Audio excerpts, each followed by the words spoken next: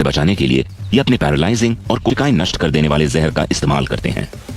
और जब सामने सेक्रेटरी बर्ड जैसा बड़ा शिकारी हो तो हमला करना काफी जोखिम भरा हो सकता है और वार करने में समय भी लगता है, खासकर तब जब आपके सामने बड़ा शिकारी हो। इनके स्पेशली मॉडिफाइड दांतों के सामने की तरफ बने छेदों से ये अपना जहर हवा में फेंकते हैं और इनका निशाना होता है शिकार की आंखें। ऐसा करने के लिए ये पूरी रफ्तार से अपने शरीर को आगे की तरफ झटकते हैं। सही निशाना लगने पर शिकार कमजोर पड़ जाता है और अंधा तक हो सकता है और उसके पास भागने के अलावा कोई चारा नहीं बचता। बदकिस्मती से इनका यह पैंतरा हर बार काम नहीं आता, पर इनके पास बचने का एक और तरीका भी है, नौटंकी। कोबरा खुद को ढीला छोड़कर पलटकर अपना मुंह ऊपर की तरफ कर लेता है और मरने का नाटक करता है। इस परफॉर्मेंस के लिए इसे इनाम मिलना तो बनता है और शिकारी इसे मुर्दा समझकर एक जिंदा शिकार की तलाश में वहां से निकल जाता है और ये फिर से जिंदा होकर अपने काम पर लग जाता है।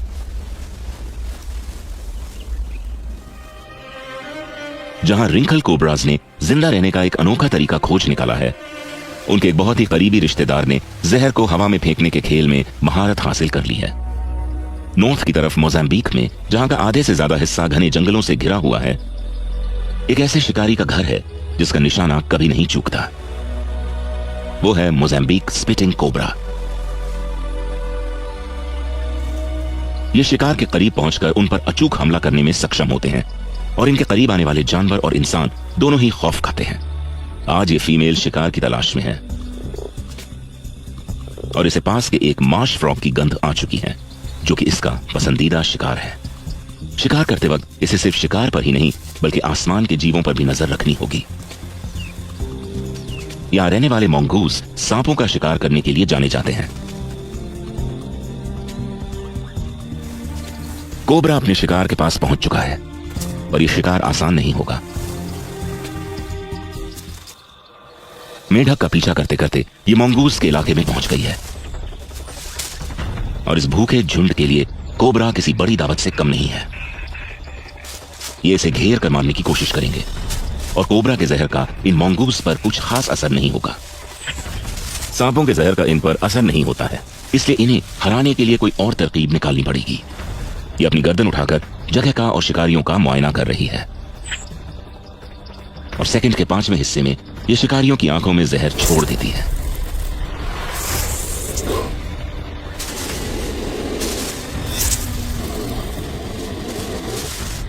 ये अपनी जहरीली ग्रंथियों को पोजीशन करके निशाना साधती है, जिससे इसे अपने शरीर को आगे फेंकने की जरूरत नहीं पड़ती।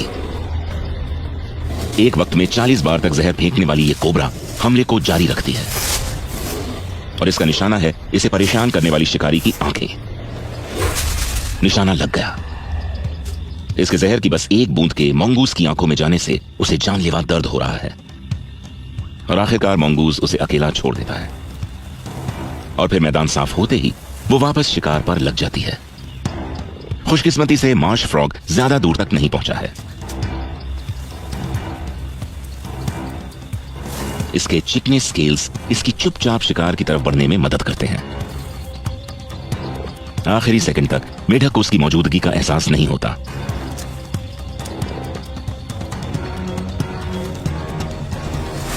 और शिकार को लपकते ही ये अपने दांतों से उसमें अपने घातक जहर की धार छोड़ती है और फिर आराम से जहर को अपना काम करने देती है। अब वो अपने किए हुए शिकार का आनंद लेगी।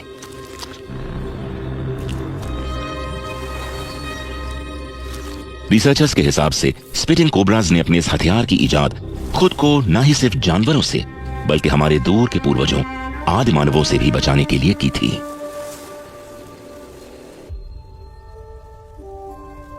आज अफ्रीका की वाइल्ड लाइफ को सबसे ज्यादा खतरा इंसानों से है और इन सांपों को जिंदा रहने के लिए पहले से कहीं ज्यादा संघर्ष करना पड़ रहा है। अपने प्राकृतिक निवासों के नष्ट हो जाने से इंसानों और सांपों के बीच की दूरियां दिन पे दिन घटती जा रही हैं और सांपों के लिए जीना और मुश्किल होता जा रहा है। प्राकृतिक विनाश से अफ्रीका के सांपों की 20 से ज्यादा प्रजातियां आज खतरे में हैं और घटती जा रही हैं।